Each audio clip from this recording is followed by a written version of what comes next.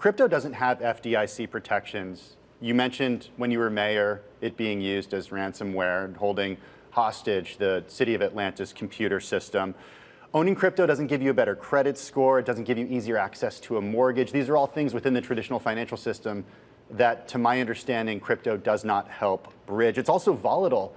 So what's the use case here for the unbanked, for people who've been traditionally left out of the financial system? Why is it good for them?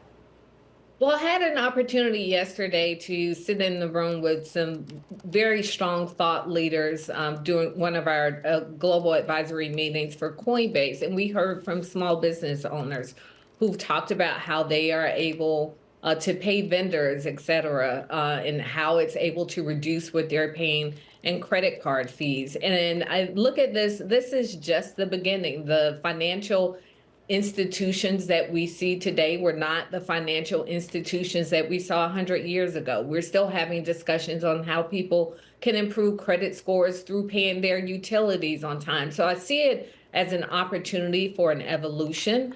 And it's not often, and we heard this repeatedly during our time together yesterday, it's not often that an industry is asking for regulation.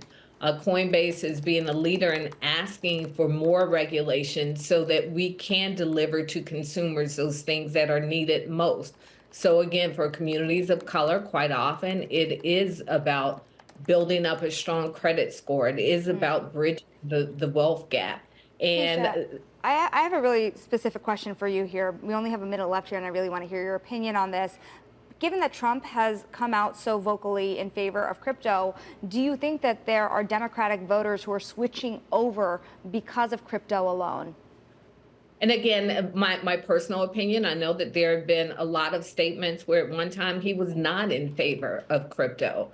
I think that their leaders are being cautious, and understandably so.